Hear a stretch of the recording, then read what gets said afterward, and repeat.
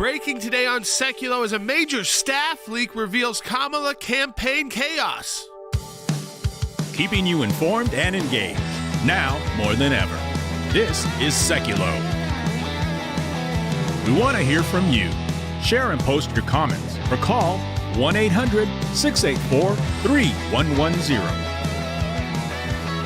And now your host, Jordan Seculo. Hey folks, welcome to Seculo. We are taking your phone calls too. 1-800-684-3110. That's 1-800-684-3110. And I think, again, when we are getting this close to, again, debates, people start voting. Remember, I think those votes go out. We were talking about yesterday, 10 days from when Jack Smith filed on Monday. So that's now 8 days away in North Carolina. Other states, early voting and ballots will start going out over these next, 30 days.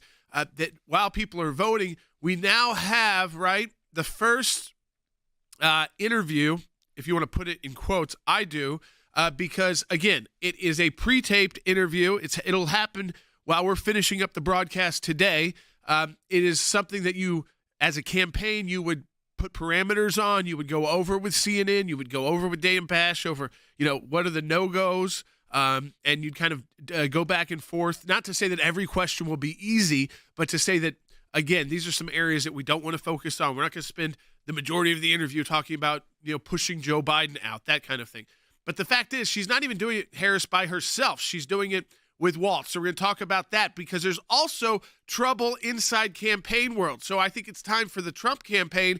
This is really when you've got to build your momentum. If the campaign world itself, and they are starting to tell the media that there's a lot of confusion about who's in charge. Is it the former Biden team that Harris left in place? Is it the Obama team that Harris brought in post-pushing Biden out?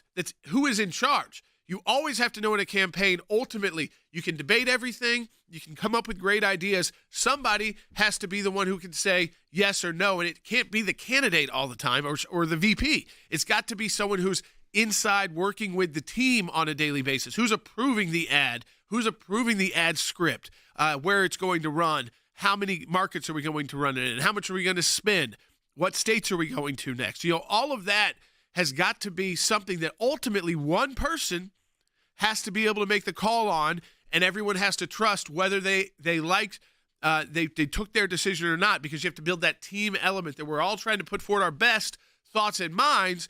And it means sometimes your idea is going to be taken and sometimes it's not. That's not what happened, though, when Axios, of all places, calls it a Frankenstein team that doesn't have, quote, good vibes.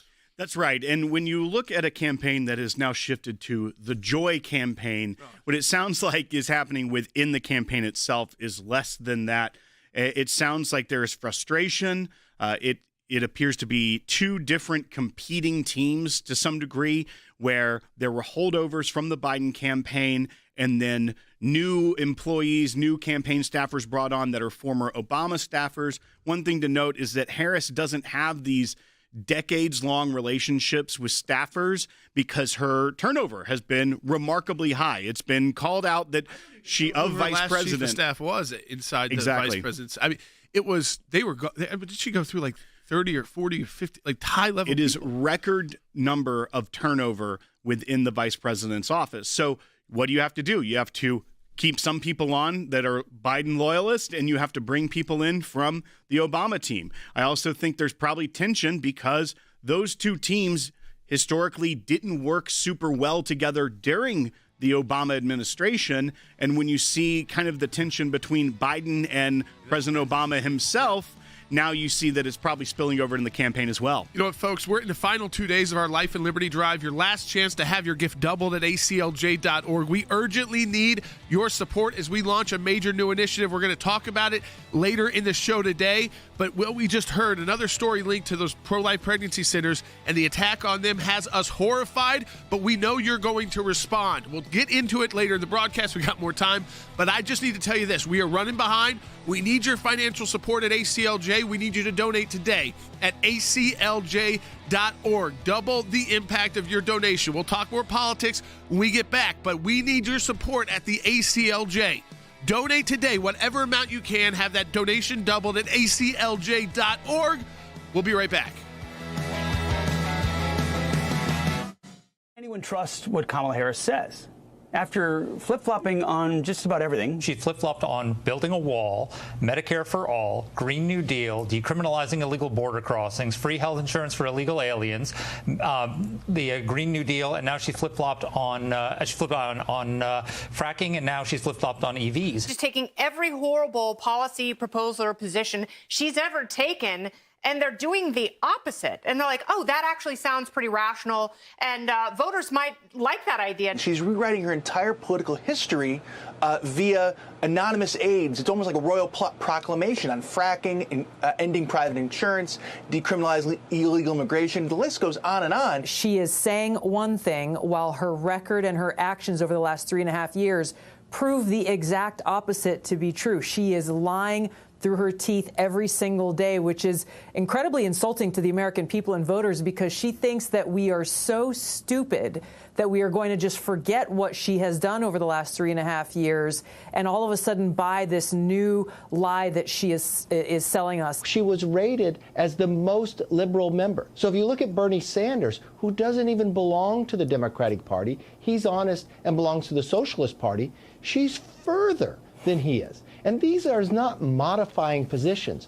This is a complete flip. She shows total cluelessness on domestic policy and foreign policy every time she's under pressure. So the real question will be, in the weeks that we have remaining in this campaign, will she be actually put under pressure so that her positions fall apart, just like they did the last time she ran for president? The media is trying to defend her record, and even they can't defend her record because they don't know what her record is. Kamala doesn't know what her record is. The Kamala campaign doesn't know what her record is. They won't send Walls out to do interviews because he doesn't know what her positions are. You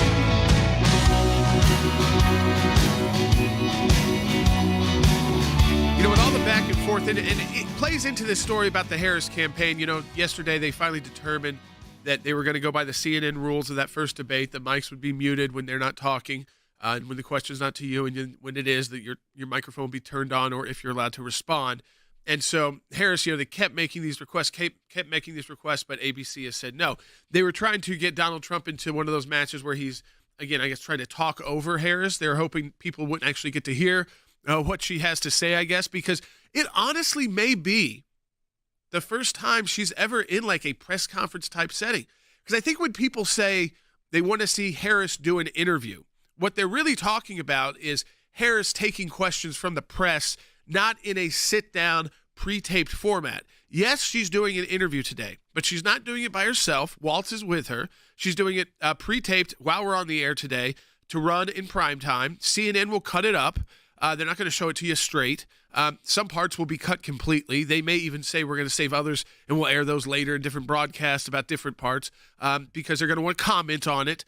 And then, you know, they may even leak some of it out earlier in the day today to give you some of a preview.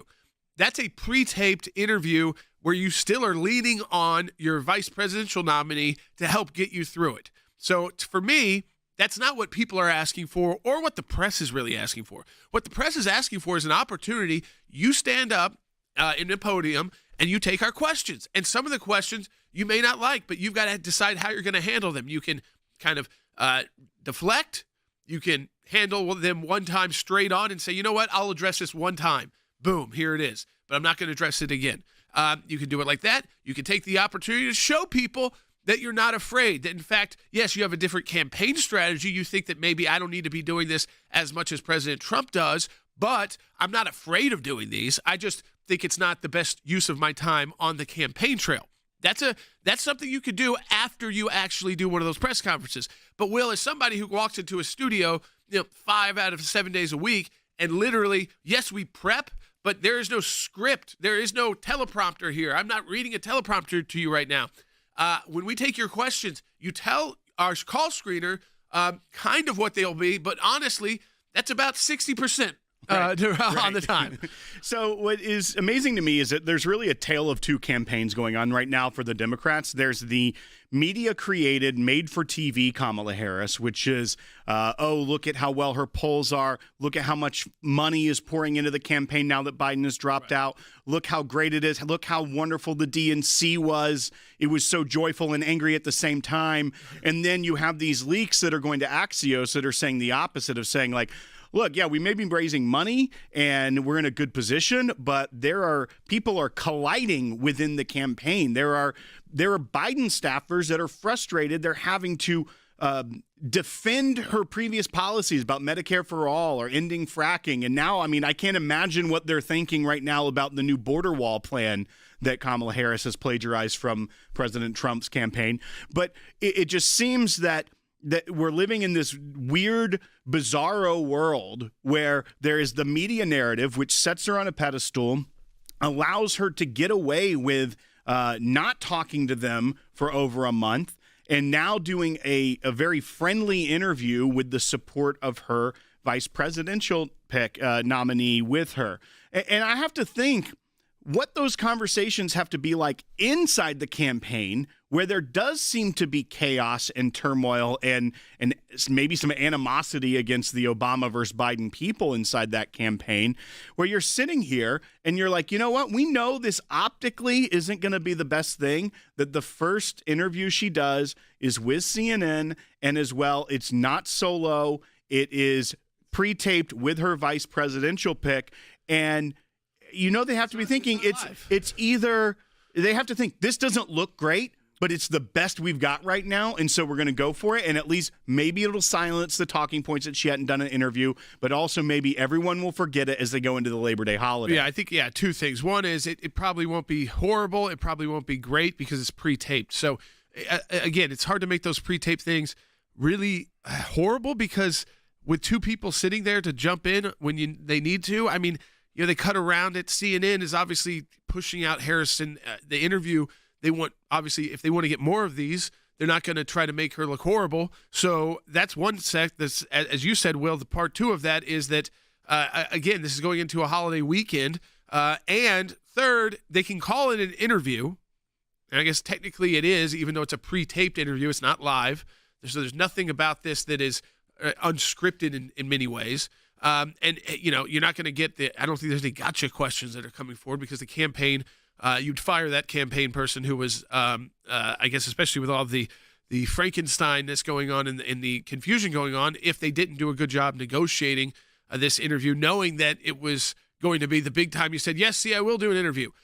People want to see a press conference. That's what they're really talking about. The media is saying, we as the traveling press corps need an opportunity to ask questions. You're not going to take questions from all 25 or how many there ever are following her around at a given time, but you do need to take some that are not always pleasant. You take some hard ones, you take some easy ones, you take every one of them, and if you're good at it, you knock them out of the park. It doesn't matter if they are the toughest questions or the easiest questions because you prep and you know what you're going to say, especially after being vice president this long. Now I want to take your calls, 1-800-684-3110. That's 1-800-684-3110.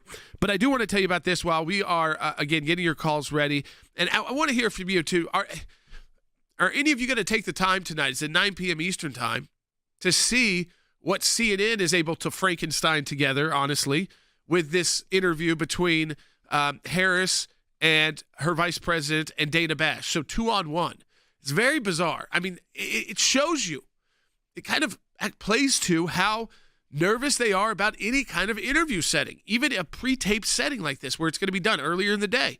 Like I said, they'll be done with this a little bit after we're done with a live radio broadcast. Let me say live radio broadcast where we take live phone calls and live questions. And if breaking news happens, we get to it and we get it to you the best way possible that we can. And we're not afraid of doing that. We're not afraid of, again, if you have to come back and correct it, you do, because we're getting you the best we can and the best analysis every single day. And we're taking your calls too, 1-800-684-3110. Are you going to tune into this? I mean, because CNN is playing it up like, oh, it's the first interview. I think that's really, again, stretching the term interview. Technically, I guess, yes, it is an interview. It's really a packaged piece is what we call it more in like the media world, because it's like a package that you're playing around her becoming the candidate, now that we're outside of the convention, on the campaign trail. This is not a press conference. This is not taking live questions. This is not being on the airplane and taking 5-6 questions from the press coming back to see the traveling press corps. I mean, imagine being on that press team, right? A press corps.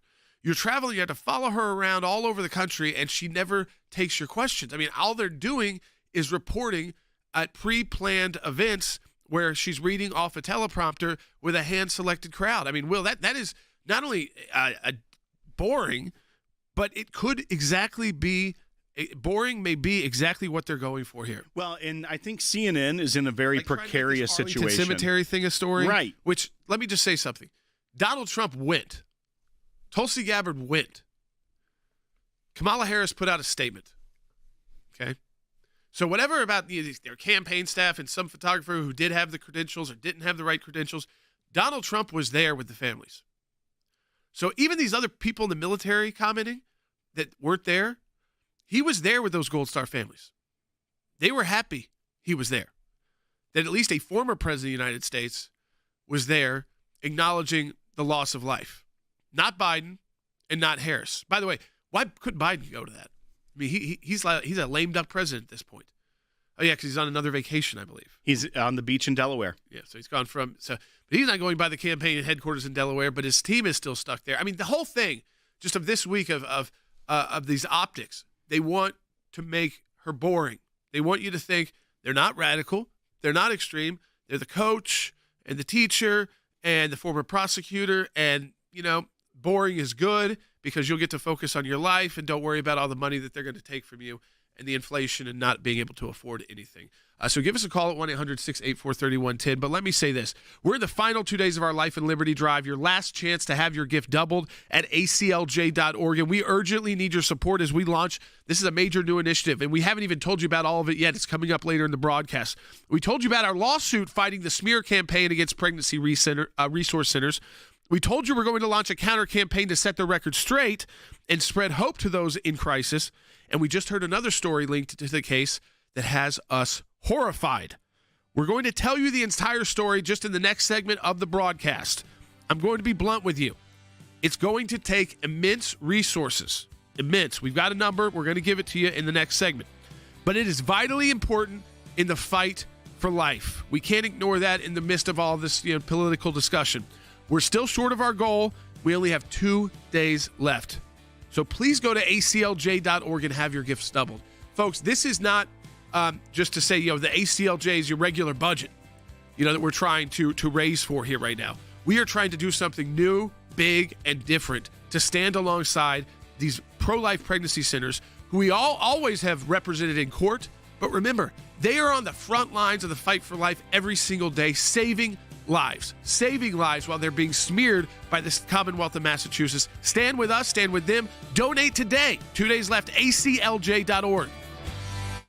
Campaign that Massachusetts, the government itself, launched against pregnancy resource centers. And those used to be called crisis pregnancy centers. Those are the centers that support women when they're making a determination about keeping their child. And they actually give them options. Not just abortion. That's not the only option. There are options that they can provide, and they can provide assistance even after the women have their babies. So Massachusetts launched this incredibly huge campaign that targets the crisis pregnancy centers and actually accuses them of being a public health threat and carrying out false and misleading advertisement. And not only that, but they're actively urging citizens to report PRCs to state law enforcement. So we, of course, jumped in and took action, and we are representing one of the PRCs, Your Options Medical Centers. We are stating that Massachusetts, of course, they can express their views. A government can express their views. But in the very recent case,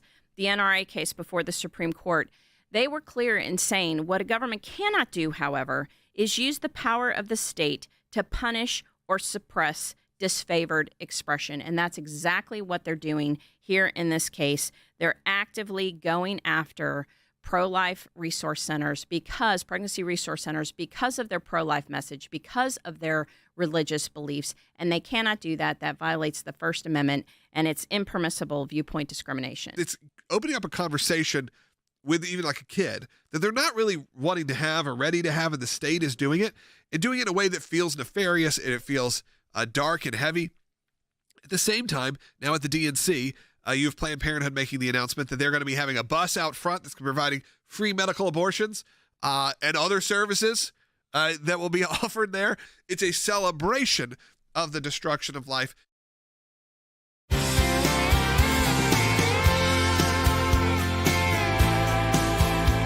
All right, welcome back to Seculo. So, we've launched that initiative in the Commonwealth of Massachusetts to fight back, and we are in court next week. We'll be filing again there. But we want to remind folks that we want to do more. Remember the counter campaign we've been talking about there, because this is an ad campaign being run by the Commonwealth of Massachusetts in partnership with a pro-abortion organization. There's one of the examples, if you're watching the broadcast, of the kind of ads that are running on buses and signs and TV and government websites and web ads as well. But we want to take the counter campaign to the next level, because there was a lot of talk, Logan, about the abortion bus at the DNC. Yeah. It was the abortion and vasectomy bus, and that, again, that Planned Parenthood or other abortion organizations were providing, and it got a lot of attention. And people forget that it is actually Save the Storks and these pro-life resource centers that have these buses for mothers all around the country, and we want to make sure Massachusetts has also got a bus ready to go. Well, yeah, I think there's a lot going on around the country right now, and yes, that story obviously hit last week, and it did seem oddly familiar because we know there are these mobile medical units that a lot of pro-life pregnancy centers use that they take around the country. Save the Storks is an organization we've worked with from time to time, and there's certainly one that we are working with currently in the situation. A number of pro-life pregnancy centers. They're like a conglomeration. Yes, they represent all over the country. And we heard a story from them that really just kind of brought this all home, and it really was horrifying to hear. And that was that the quote-unquote abortion bus, I guess if you will, that was parked in front of the DNC, where at the DNC they performed over 30 abortions, and like I said, also other medical care, if you will. But really that was the big deal. We're going to have abortions in front of it. That it was a direct ripoff of a Save the Storks bus. And if you're watching right now, here is the side-by-side, except, of course, that Save the Storks, nicer facility when you went inside. But, again, the plans, the actual bus, everything that we've seen so far, Save the Storks told us a story that they feel like their bus design was completely ripped off. And they build these mobile medical units that provide, obviously, pregnancy care to women in need. They help save lives. They go to very specific areas. Oh, yeah. I mean, they got multiple rooms, ultrasound rooms. They do a lot on board these. They're buses. They're mobile, or they call them mobile medical. But I mean, to kind of counter back the Planned Parenthood, it is that. It is the opposite of that. It is a mobile health center that can go into areas where it's needed the most, and again, of course, provide medical needs for those that are pregnant.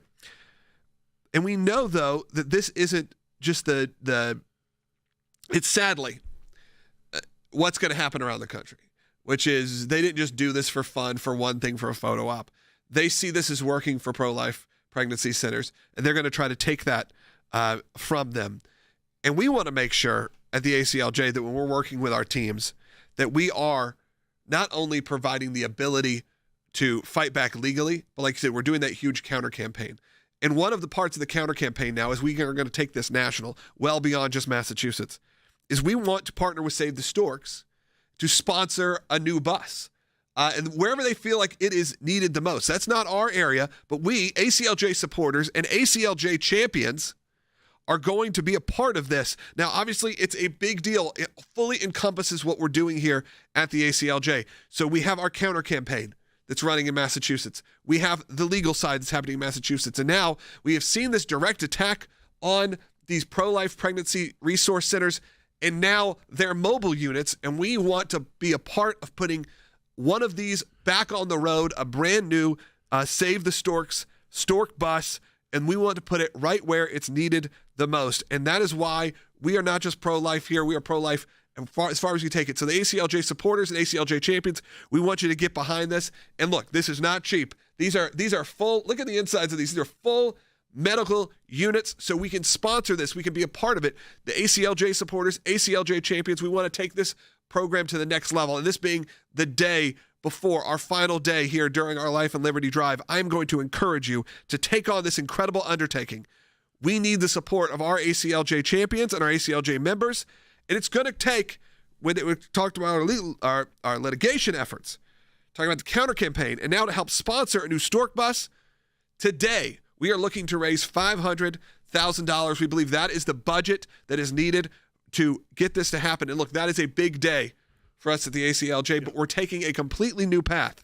We are taking a path to say, not only are we going to be fighting back legally, not only are we fighting back media, we're going to partner with Save the Storks, and we're going to get a new stork bus out there that is sponsored by ACLJ champions and ACLJ donors. And of course, an ACLJ champion is someone that takes a donation and they decide to make it a monthly donation. But of course, during this month of August, which wraps up, and it really will wrap up in just a couple of days, all of those initial donations are doubled. So we can hit that goal with those matching gifts. We can hit that goal today. It is not impossible. It is not improbable. Be a part of it right now. Be a part of what makes all of us different in the pro-life community, where they can fight back and say, you just don't, you don't care. You don't. Look at what we're doing. We're taking it at every available moment. We are saying, okay, we are going to respond in the media. We are going to respond in the law. And now we are going to sponsor a new stork bus. Again, putting it where it's needed the most. Yeah, I mean, I think this is very cool because, again, we're going to do the litigation. We already are. We're going to do the counter campaign. We're working on those ads as we speak, Logan. I want to tell people about that, too. We're working on that ad campaign. Yeah, we are working right now with partners in Massachusetts to make sure we have ad campaigns that are going to be running online, ad campaigns that are going to be running outdoor, that you're going to see them. So this is going to be happening. But to do it all, including sponsoring the new bus, we need to raise about $500,000, and we need to do it very quickly as part of our Life and Liberty Drive, which has 2 days here. Yeah, I think we do it today. I think when you're watching right now, if you could, we encourage you right now, if you're watching online, scan the QR code. If you're listening, go to aclj.org and do it. And this is live, by the way. We are doing this show live here as we're wrapping up the month. This is August 29th, so I want you to know we are live because this is something that we are getting approved in real time. Again, this all happened because back in July, I was walking the streets of Boston, Massachusetts, and I start seeing these billboards and these signs that were saying, get away from anti-abortion clinics, avoid anti-abortion centers, get the care that you can trust. And I was like, oh, well, that must be Planned Parenthood running this campaign. No. It's the government of Massachusetts running it. So we are taking them to court. We are taking a massive media campaign, and now we want to partner with Save the Storks to create a brand new stork bus that is sponsored by ACLJ champions. Again, we're not going to kind of leave any stone unturned here with this campaign. Can I have a minute, too, with some of you who may have financial resources available to you? Maybe you haven't made a bigger donation to ACLJ, but this may be the reason why you want to, because this is something, again, maybe you can't feel the lawsuit the same way. Maybe the ad campaign even, you see ad campaigns. But the bus itself, when you hear something like that you can really be a part of, to know that the ACLJ is going to be a part of getting another one of these on the road, wherever it needs to be, wherever it's most important, because we know this campaign to take on these pro-life pregnancy centers and pregnancy resource centers is not stopping in Massachusetts. It's starting there. It's going to go all over the country. And they're using it also, by the way, if you are concerned about politics, they're using it hand in hand as a campaign tool. They think they're winning this issue by going after those who are on the front lines of the battle to save lives. So if you can make bigger donations, this is the day to do it. Because, one, we need it. We gave you a number to do the litigation, to do the counter campaign, to put together the resources for a new bus. It's about $500,000. Okay? We can raise that today at the ACLJ, but we're going to need some of you bigger donors to step up as well, and your gift will still be doubled. So go to aclj.org today and make that donation. And for our smaller donors, I want to say thank you, because you have tighter budgets and you still make a budget to be able to donate to the ACLJ, and we appreciate that so much. That's the core of our support at the American Center for Law and Justice. Thank you. If you haven't made a donation this month, we need it today at aclj.org. It is not an obsession with choice. This is an obsession with abortion. This is the state of Massachusetts running ads against what they call anti-abortion centers. Of course, we call pro-life pregnancy resource centers. They are there to support women in need. A lot of them provide a lot of care, even diapers, children's clothes, a lot of things for people who are in need. Massachusetts is the first state to do it, but it's certainly what they hope to roll out across the country. So this is coming for your town as well. Fight this taxpayer-funded attack on pro-life pregnancy resource centers. Taxpayers are having to pay for this. So our response is going to be based on the resources we have available. If you go to aclj.org right now and make your donation at aclj.org during our Life and Liberty campaign, and we can beat back this mass deception. Help women, help save babies, and really fight back for the values that mean something to you, because they're going to come for your state too. Keeping you informed and engaged, now more than ever. This is Seculo. And now your host, Jordan Seculo. A little message, too, to our supporters and listeners. I appreciate you just sticking with the broadcast today. You know that we don't usually use these shows to even spend that much time ever fundraising for the ACLJ. I just think it's something unique and special that we're doing and that you want to be a part of. So, talking about with a specific number like that, with something that's not, kind of a little bit outside the norm of what we're do, as with the legal work, even with the issue advocacy, even with the ads, that's kind of all goes in with what we're doing through broadcasting as well. But doing the actual bus is something new for us, and running an ad campaign on behalf of those pro-life resource centers is also kind of new for us as well. Not taking the issue on, of course, we're broadcasting in Massachusetts, but to do that and know that this is just the start. And that if we're going to combat this, we got to get ahead of this right now, or else we're going to lose this issue after all of that legal work that's been done for decades to overturn Roe versus Wade. We are going to lose this issue to generations who are being misled by bad information, bad ballot initiatives, poorly written ballot initiatives, and sometimes just bad politics on both sides of the aisle, to be quite honest with you. This one, I don't care, you're Republican, Democrat, your faith background. It's about saving human lives. But, Will, we're also talking politics today. That's right. This all ties into it as well. It'd be interesting to see if Harris and Walz, they love talking about abortion, so I would wonder how they're going to, redefine abortion and what other terms they're going to be redefining tonight. That's right. Let's go to the phones real quick. Let's go to Dave calling on line 2 from California. Dave, you're on Seculo. Hey, I appreciate you taking my call, and a longtime supporter here. Thank you. A comment and a question.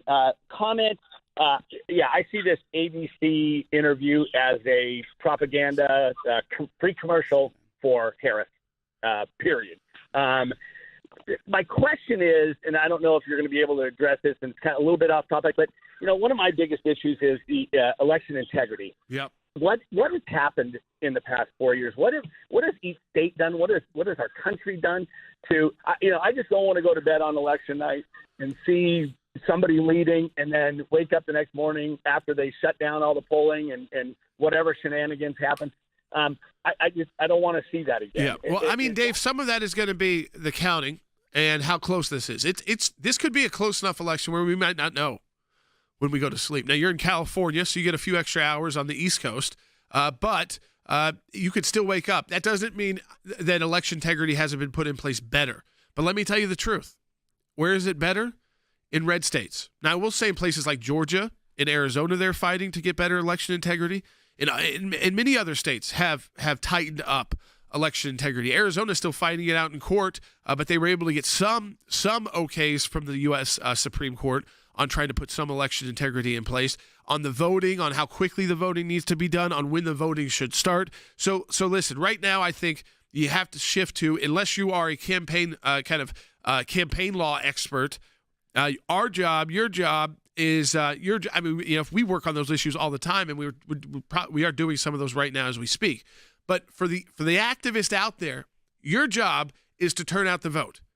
And it's to turn out your friends. It's to talk to your friends and family, to talk to the members of your church, and to start talking through the issues. And sometimes, let's be honest, everybody, you can sound bold on a broadcast. I can even sound bold on a broadcast. But then you get out into the real world and you don't want to talk about Donald Trump, do you? Or you want to bring it up at your dinner party or at church after, not during church, but after church when you're talking to friends, and even if they bring up politics. I feel like, though, our audience is the group that can. And you have to do so in a nice way. There's going to be people who are watching Harris, and they are going to buy the junk that's being sold. And so start there. Start realizing that people don't always look through the back end. And so we really need to educate people, and you can educate your neighbors and get them out to vote. And that's how you win elections. And Logan, how you change hearts and minds is by this new campaign. That's right. We do have this big campaign right now. And again, we're calling on a big goal today. ACLJ.org. Yeah, today. Go to ACLJ.org. We only have a couple days left during this drive, so be a part of it. Scan the QR code, ACLJ.org/life and liberty if you want to go direct. But it is a big part of the campaign against sponsoring a new Stork bus. That is a pro-life pregnancy medical bus that will be on the road. Brought to you by ACLJ supporters and champions. Israel and its allies were able to thwart. In fact, Hezbollah is actually being mocked in some Arab media because of their so-called attack on Israel that was not successful at all. So what we've seen here is when it comes to these short-range attacks, Israel has got a very effective defense against what Hezbollah has so far decided to utilize against Israel with the backing from Iran. This was only a limited strike, and Israel launched instead a limited preemptive strike, which they're calling it Israel threading the needle. I'm not sure how much that phrase has been heard in America, because they had literally about 15 minutes from the time that all the launchers and all the weapons systems are put into place in order to set the attack on Israel. That's about how long they had to take them out. And the IAF, again, the official numbers are about 100 aircraft, or more than 100 took to the skies and bombed hundreds or perhaps thousands of targets in a space of just a few minutes, wiped them out, and completely obliterated that attack. Now, Israel's still waiting for potentially the other shoe to drop. On the other hand, there's a sense that Hezbollah has really been knocked back on its heels after this incredible response by the IAF. In America, this may be domestic politics for Harris or for Biden. This is completely existential reality in Israel. This is not a political game there. And so they can't afford to. And so all of a sudden, on the ground, what you're seeing, for example, in the north, in Lebanon, the Lebanese civilians have fled. Now, the civilians in Gaza weren't allowed to flee. They were penned in by Hamas and by the Democrats, by the Biden administration, yelling about, Israel can't ethnically cleanse. There was no issue of an ethnic cleansing. They were talking about letting civilians get out of the way. Well, they've gotten out of the way in Lebanon as best they can. And so it's a much greater threat, a more serious and almost existential threat. But the ground is better now because Israel controls the air, and the civilians have fled.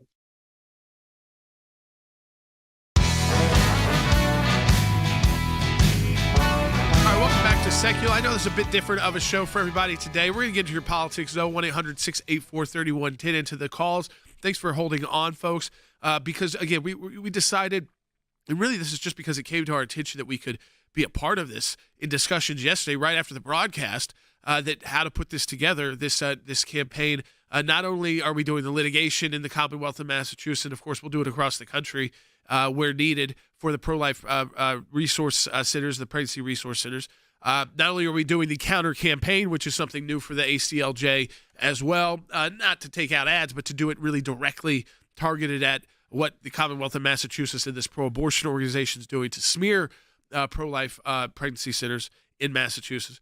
But to take it a step further and actually work with Save the Storks to put another Save the Storks mobile pregnancy resource center bus out there because of these abortion buses that were totally ripped off now, we know, from Save the Storks and their pro-life pregnancy resource buses. And we want to be a part of getting another one of those, a brand new, on the road. So we're going to be doing that at the ACLJ. Now, how quickly that happens and how fast we can expand, that comes down to you, our donors, and our supporters. It's a big number. We want to try and raise $500,000 today.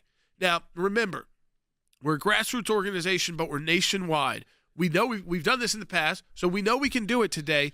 But you've got to respond. And that means the $10 donor, the $5,000 donor as well. And maybe there's a $20,000 donor out there, or even bigger, who says, you know what, I want to get that bus on the road really quick. And then that becomes $40,000. Right, because you still are part of the ACLJ Life and Liberty Drive, where your donation is doubled at aclj.org. Now, I want to get back to the calls. We're going to talk politics as well. Let's get to them on the phones. Yeah, let's go to Bill, who's calling on line 4 in Michigan. Bill, you're on Seculo. Hi, guys. The bus sounds awesome. I was calling for a couple things. To piggyback on the last caller, I'm in Michigan where we've got Jocelyn Benson, the Secretary of State threatening her own clerks across the county, saying, "You better certify these elections or we're coming after you." So that makes me sick. And the other comment I had is you've got J.D. Vance, in contrast to Harris and Walz, doing rallies, and at the end of every rally, he sets aside 20 to 25 minutes where he takes questions, and he insists on taking the local reporters first, and that's getting good play in those areas, but obviously nothing nationwide. Well, you know what gets played nationwide? The tough questions. But you know what it shows? He's not afraid to take them. So people, I think sometimes, even though they may say, oh, that was a tough question, he responded, and oh, his response was aggressive. You know, he responded to some of the attacks by Harris on Trump actually being at Arlington Cemetery rather than putting out a statement about it. You know, and they're trying to attack Donald Trump and Tulsi Gabbard, who was there, and others for attending that ceremony marking the 3 years with the Gold Star families of those 13 who were killed during the botched withdrawal from Afghanistan. And Biden wasn't there and Harris wasn't there, but they're trying to attack Donald Trump over it. And J.D. Vance responded aggressively to that. You know how? Because he got a question about it. He got a question about it from the press, and it was a hostile question. And he responded because he's tough enough to take questions. And if you're going to be vice president of the United States, not that, see, president of the United States, do you see Donald Trump and J.D. Vance standing next to each other doing press conferences? No, they do them independently because they prep. They know they are on the same team. But Harris, she can't. Her first televised interview since doing this, by the way, is pre-taped on CNN, and she's going to be sitting next to Walz. It's like, this is the tough, strong woman that's going to be president and has to have the man by her? Well, and I think one thing that came out of yesterday with that press conference and that tougher question, the one about Arlington, is that the media is all of a sudden clutching their pearls, that he used mildly spicy language out of a moment of frustration. I mean, that was trending all over Twitter and X. But to me, I think that plays in the rural areas and middle America much more because as you watched him, he had a very emotional response because he was thinking about 13 Americans that died at Abbey Gate. And in someone who has served in combat zone, unlike the running mate of Kamala Harris, you could tell it really affected him when he started answering the question that he got to a moment. And all of a sudden, the media is puritanical when it comes to the way that they look at a candidate, and it's very one-sided. But once again, I think that it shows the wherewithal of the Trump and Vance campaign to take those questions and answer honestly. I think it's very strange, and it reminds me a lot of her lack of going to the border when there was a lot of pressure going to the border. That it almost becomes like a something they don't want to do because is it like making a conservative talking point that she won't do interviews, so therefore it's almost like becoming stubborn about it, like stubbornly not going to the border, stubbornly not doing it because the press is calling for it. Sorry, you're right. Like, I don't need to. And there's something about that and that attitude that really irks me. The fact that you could have cut this off very quickly, had an interview, no one would have cared. But they made it an issue. They made it an issue that she won't do interviews. And now, even this, with a little swerve, with she won't do interviews alone. This is a very strange moment where this has happened now with her over and over again. And I don't think it is just out of her being scared to do them. I do think that's part of it. I think they see it as almost a conservative win if she sits down and does an interview. They saw it as a conservative win if she goes to the border and actually admits it. Of course, now we see where that led us. Yeah, and I mean, again, we'll see. We'll all know on election day or a couple days after if this works. I mean, but the idea that people are really calling for, and the press is calling for, and by the way, liberal press too, is a press conference where they can ask questions. And some of those questions are going to be hostile. And guess what? She should be able to handle them pretty easily. Because if you're going to be president of the United States, a hostile question from a reporter kid shouldn't be the hardest thing in life. And you should be able to do them. And that's why Trump does them a lot. I mean, regularly. I think he does them more than his campaign would wish he did. And J.D. Vance does them almost every single day, as the caller pointed out. I do want to point out this, though, Logan, because we just heard that story that horrified all of us. And we told you about the abortion bus. We talked about it during the DNC where Planned Parenthood performed up to, at least we know, 30 abortions. That's the number so far that they're reporting. And we just found out that they ripped off their bus design from our friends at Save the Storks. There you go. There's the comparison. If you're watching the broadcast, you can see the Save the Storks bus and the Planned Parenthood abortion bus. Again, Save the Storks builds mobile medical units that provide pregnancy care to women and actually save lives. One state has already partnered with the abortion industry using taxpayer funds, we know, in Massachusetts to pressure women into abortions, to smear pro-life centers, and they're going to spread it to the rest of the country. That's just their test case. So we've decided, hey, we're going to file a massive lawsuit to fight back. We have filed the lawsuit. We are fighting back that way on behalf of the pro-life pregnancy centers there. We're preparing to do something else, launching a counter ad campaign, because that's part of what they're doing as well. So we're going to launch that counter ad campaign to spread truth about the pro-life pregnancy centers and hope. And now we want to do something, Logan, we've never done before. It's something huge. We're all passionate about it here. Everybody's really pumped up about it, but we've got to have the resources to do it, because this is not just something we had budgeted a few months ago, a litigation budget, or even in an ad budget, or even in a rainy day fund. This is bigger than that. So tell people about it, Logan. That's right. To combat what's happening on the streets, and we're seeing it now. When I saw the Planned Parenthood bus, I'll be honest, my first thought was that looks very similar to the Storks bus, because the Storks bus, by the way, has been here to our offices. Yeah. It was parked out front. We did a video for them, let them use our studio space, as we've done throughout the years. And I thought that does look very similar. And when they told us the story that not only does it look similar, but it's completely ripped off, the plans, all this, of course, done in a way that's maybe less nice, if you will. I mean, if you see the comparison photos, you can tell the interiors are similar.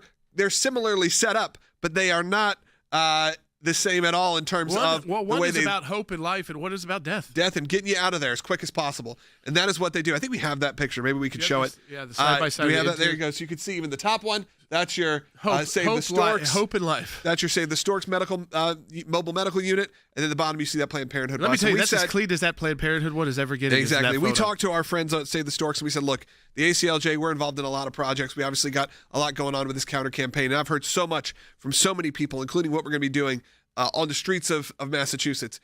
Literally, you're going to see billboards and signs, and you're going to have ads being run on social media. A lot of you have reacted to that, but we go, what could we do to even just step it up one more?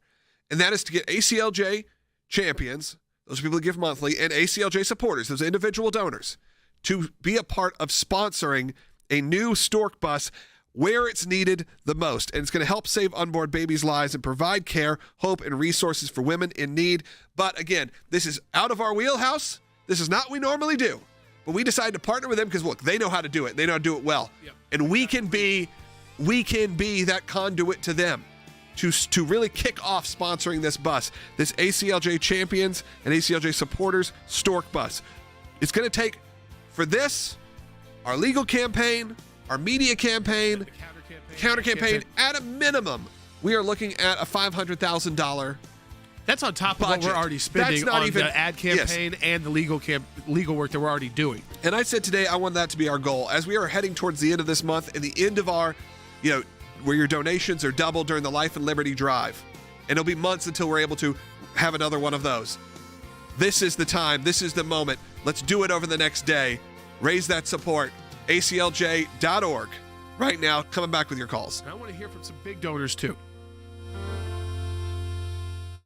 Campaign that Massachusetts, the government itself, launched against pregnancy resource centers. And those used to be called crisis pregnancy centers. Those are the centers that support women when they're making a determination about keeping their child. And they actually give them options, not just abortion. That's not the only option. There are options that they can provide, and they can provide assistance even after the women have their babies. So Massachusetts launched this incredibly huge campaign that targets the crisis pregnancy centers and actually accuses them of being a public health threat and carrying out false and misleading advertisement. And not only that, but they're actively urging citizens to report PRCs to state law enforcement. So we, of course, jumped in and took action, and we are representing one of the PRCs, Your Options Medical Centers. We are stating that Massachusetts, of course, they can express their views. A government can express their views. But in the very recent case,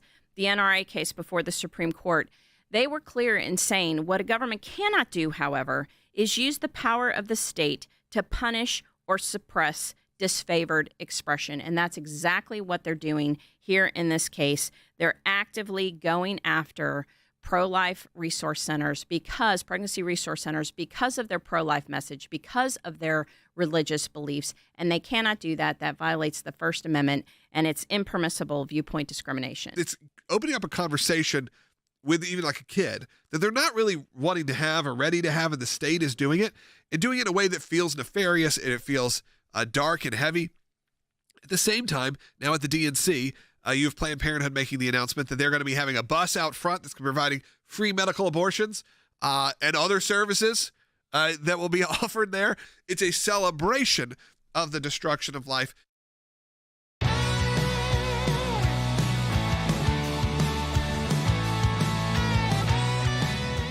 All right, welcome back to Secular. We are taking your phone calls to 1-800-684-3110. We're talking politics. This Harris Waltz interview, I won't call it the Harris interview because she still has not agreed to do an interview alone. Or a press conference. Or a press conference, which is really what the media is looking to do when they say interview. It's to take their live questions, not anything that's pre-taped, not anything that's pre-done. I mean, she's literally right now already sitting down with Dana Bash and Waltz to pre-tape what is going to air at 9 p.m. Eastern time tonight. CNN will cut it all up. You will probably see some of that if you watch CNN, or even other networks may air pieces of it that they let out earlier today. So it's a television event that is not live. It is pre-taped. There is no gotcha. There's no there's plenty of time to edit. And again, it's all been negotiated. What's not negotiated is when you step off the rally stage and talk to the traveling press corps, they shout out, and you got to take 3 or 4 questions, and you don't 100% know what's coming. You can kind of guess, right, by being prepped on what people are talking about, what you're talking about. So it's not like you can't prep it all for what people may say. And if, honestly, you get a question about something that's happened during the day that you haven't been briefed on yet, you can always say that. You can always say that. That's an okay response to say, you know what, I've been speaking for 2 hours. I need to talk to my team about that. So it's not that scary, but they're that concerned to do a real live press conference with Harris. Let's go back to the phones. Let's go to Tom calling on line 3 from California. Tom, you're on Seculo. Hello, gentlemen. It's good to listen to y'all because I'm glad to learn there's more than 3 conservatives out here. So keep up the good work. You guys play off each other and compliment each other. Great. Question is this. What to prevent CNN, Harris, and her babysitter from screwing up a comment or making a mistake or a gaffle and them censoring it without us ever knowing it, since they're so 100% that will be done today. I think there will be a tense moment allowed in, so there will be an exchange that's tough, and that will be already pre-approved that they're getting that tough question, so it's going to be a tough response, and Dana Bash may have a follow-up question that's tough too. So I think you'll get a little bit of that, so it doesn't look so just happy-go-lucky. But is most of it going to be cut? Uh-huh. Most of this interview you won't ever see because they're probably sitting down for an hour to get 30 minutes, maybe 35 minutes of actual interview time, because then they got to go to ads. Then they got to go to their own panels discussing the interview. So even if they did the full hour with ads, that's only about 40 minutes. Right. I think it will be edited. It will be cut up. Yes. That's why they do them pre-taped. See it before and of course, tonight. It's coming from, of course, there will be clips that will go up. There'll be clips that will go up all day. Even if you're a Fox News viewer, they'll probably have some. Yeah, because they want to start promoting you to see it. So you may see the tensest moments in those clips that'll come up, and then you'll get some softball moments, obviously still coming from CNN. So whether they want to play hard, like they have, honestly, to stop them. The last few weeks, because of this, they have been more hard on the Harris, but now they got it. They were the ones to get it. So are you going to be nasty now? I don't think nasty is the right word. Right. No, that Fox is or not. Fox would be a different situation. Just why she won't do the debate on Fox. It would be a different, put you actually on guard for once. They know walking into CNN, even if it's respected journalist, if you will, in quotes, that it's going to be softer and it's going to be edited.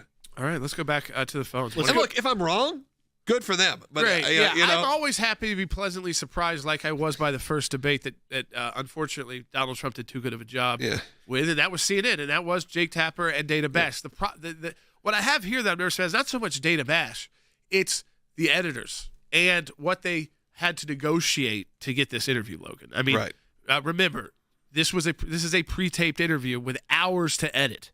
8 hours to edit. In another bizarre situation where, again, you can't just do it. They won't just do the interview. It has to be sitting pre-taped. there with Waltz, pre-taped. In a very formal looking, nice or whatever kind of background. Maybe it's not formal. It's Maybe just it's very. not. It's just not what you're wanting out of It's someone who honestly needs to weird. be good on the they fly. want to talk about weird.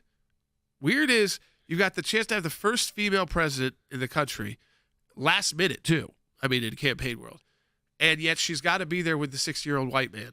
Has got to be sitting next to her to answer these questions. It's the same as not going to the border. Yeah. It's Well, some just weird. admitting defeat in some weird way. It's a weird visual. This is very visual. These sit downs, and you got to have your white teacher guy, old man, to sit next to you. I just think it's like, come on. I thought this was bigger than this, and you're going for president. He's going to be the vice president, but I have a feeling he's going to be the one that delivers the nasty stuff. All right, let's take Just my guess. Last call of the day. Let's go to Mark in Louisiana on line 2. Mark, you're on Seculo. Yes, sir. Thank you, guys, for being on the air and promoting justice. My question is this. Is the Republican base doing anything or looking into so we don't have a repeat of the 2016, let's say, unethical voting procedures? Yeah, Mike Whatley, who is actually the chair of the Republican National Committee, is also an attorney, election attorney. He came out of North Carolina. So he's been leading that effort. So that was a big part when Trump got the nomination and the new chairman was put in at the RNC. And by the way, the RNC had been working on this before, had been doing legal efforts across the country. Now, is it tougher in blue states? Absolutely, because you're not going to get laws passed that are very helpful. And even when you do get laws passed, like Arizona did, the Supreme Court sometimes knocks them down, and they did. But they are working not just on passing new laws, but election integrity. And then you're seeing also, Logan, from the actual Trump campaign has embraced early voting now, which is something they did not do at all last time around, which we thought was not a good idea because about half the people do vote early, especially busy people, people with kids, people with with jobs that are unpredictable, so that you don't get there and say, oh, this is going to be a 3-hour line. I can't do it. I got to go pick up my kid and get to this and got to pick up this prescription. I got to get, if you early vote, your vote's in. And they are actually embracing that. You're also not seeing the blanketing of states with live ballots that are going directly unsolicited live ballots. I got 3 last election cycle. So I think that is one thing you're not seeing, and I think it's a good move forward as well. This is what I want to tell you about, though, right now. I got 2 minutes with you. So don't turn the dial. Don't turn us off yet. We really need your financial support. You know that we've launched in this last 2 days of our Life and Liberty Drive, a drive to raise $500,000. This goes together with our fight for life in Massachusetts. The legal fight, the counter campaign, and what we've just announced today, which is to partner with Save the Storks to get another pro-life pregnancy resource bus on the road. We know that Planned Parenthood ripped off, and the abortion industry ripped off these pro-life. There's the side-by-sides. The pro-life pregnancy resource centers and what they designed with those mobile pregnancy units, which are great and wonderful. And, like we've seen them here at our office, they do awesome work. But that's about $500,000 we need to put together, and we need to put together very, very quick. We're trying to do it today with the matching challenge, Logan. So this is it. We got 1 minute left on the broadcast today, but people can donate throughout the day at aclj.org. What those big donors, those small donors, it's going to take all of us, regardless of what you can give financially.